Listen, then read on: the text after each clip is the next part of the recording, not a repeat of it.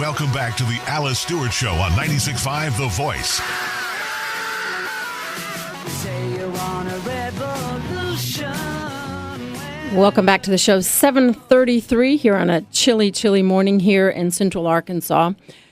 One of the big stories that has been going on for quite some time here in Arkansas deals with our Lieutenant Governor Mark Darr and the charges that have come before him with ethics violations. And let me go through what he has been facing. And what this was he went before the Ethics Commission, and just last week they found evidence that Lieutenant Governor Darr used campaign money to make about $31,000 in personal purchases, received about $3,500 in improper travel reimbursements, and accepted $6,000 in campaign contributions that exceeded the individual limits, among other violations. And the legislative audit that took a more in-depth look at Darr's travel reimbursements found he received more than $9,000 in improper reimbursements. He has been fined and will pay those fines. And just yesterday, he has come out and announced he has no plans to resign, and he is, for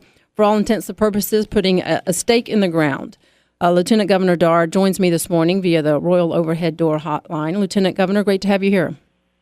Hey, thanks for having me on, Alice. Hope you're doing well. Well, I'm well, and I know you've have a lot to say and certainly a lot to respond to. But with regard to your announcement not to resign, you make it clear that you are not downplaying what has occurred. You say there is no scandal, no conspiracy, and no malicious intentional disregard of the law. Tell me about why you're making this decision to stay put and not resign. Well, the reason is, I was elected to be lieutenant governor, not just when I'm happy or in good times, but I'm also elected to be lieutenant governor in bad times. And I think that we set a pretty strong precedent in our government if we ask people to resign for unintentional or non-malicious mistakes.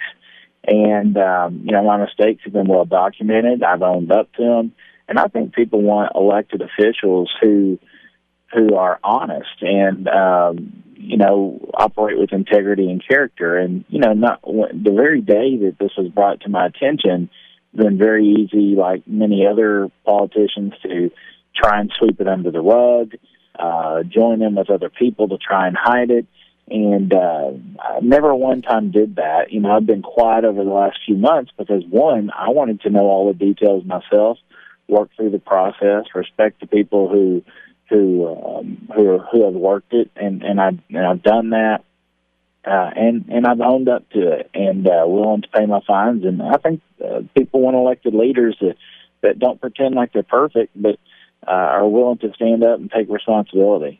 And with your statement that you are not stepping down, you have no plans to resign, and no malice in the ethics violations, in your statement that you released, you wanted to make 3 key points to the people of this state, and you've outlined those pretty clearly. I want to give you the opportunity to outline your key facts that you want to release. Well, I appreciate my wife, Kim, for, one, giving me the encouragement to come forward at this time and basically share our side of the story, because up until now, I think what's been portrayed is that I took $44,000, and I'm just using that as a rough number, but basically took $44,000 of the taxpayers' money and had a big party, and that's the furthest thing from the truth.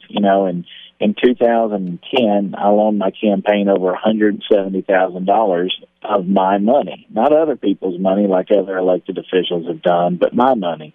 Now, along the way, I was careless and lazy, and, I used my personal money, but instead of transferring it from my personal campaign account to my personal account before I used it in a personal manner, I didn't do that. That was a mistake on my part. That part's not illegal or really even unethical. It's just not the best business practice. Where the mistake was is that when the campaign filings were done, they were put in incorrectly, and I signed those and turned them in Secretary of State, and that's what I take ownership of, and that accounts to over $31,000. The $10,000 or $9,000, it's almost $10,000 worth of travel reimbursements that were incorrect for using my home as a point of origin instead of the Capitol building. Those Lieutenant Governor's office, when we submit our bills, we submit them to the state auditor's office. They pay the bill, and if there's any discrepancy or error, they notify us. And not one time over the last 3 years were we notified by them until we went through this process. And our office is audited every year too, and in a previous audit, legislative audit, didn't notify us that there was anything wrong with that practice. And so there was no malicious intent, and if there was any malice or a scandal or anything, it would involve multiple people in multiple offices, and it's furthest thing from the truth. And the third key point on that is that I used a state credit card for personal use. Well, I used a state credit card for official travel, and then when I was reimbursed mileage, I returned that money to that account. And then I believe there was a couple times on there where I actually used it by accident while traveling. I didn't want to, and to be honest with you, had I not been honest about those charges, I probably could have got away with that. But I never tried to be dishonest. I was always forthcoming. Any money that I unintentionally took, have returned or have attempted to return to the state, and in the process of paying those fines. And I want to ask you this, Governor Darr. You acknowledge that some of what has transpired was careless and lazy and mistakes. In your statement, you mentioned that some of these were done directly or indirectly your responsibility, but they're unintentional mistakes. Are you saying that you do accept responsibility, or is it someone else that is responsible for this? Who are you saying is responsible for these, as you refer to them? Well, I think in my statement, I plainly said that I'm fully responsible for it. But just because I'm fully responsible for mistakes doesn't mean that someone should be thrown out of office. And, so that's, I think that the public outcry that I've heard that there's a public outcry. Well, I think there's a public outcry and a political outcry. And I think the public outcry is to have elected officials that take ownership of things and that stand up for the common people. And I think the political outcry is to create a lynch mob and throw stones. And we have to take a break, and I want to come back and ask you about the public outcry and the political outcry. There have been many elected officials in state government, and Republicans and Democrats alike, who have called for your resignation. There is now even talk about possible impeachment procedures, and I want to ask you about that. But without a doubt, Lieutenant Governor Darr is stake in the ground and has no plans to resign. So, Governor Darr, if you can stick around, I want to ask you about that after the break. All right. Thank you. We'll be right back with Lieutenant Governor Mark Darr after this. Let freedom ring. Let the white dove sing.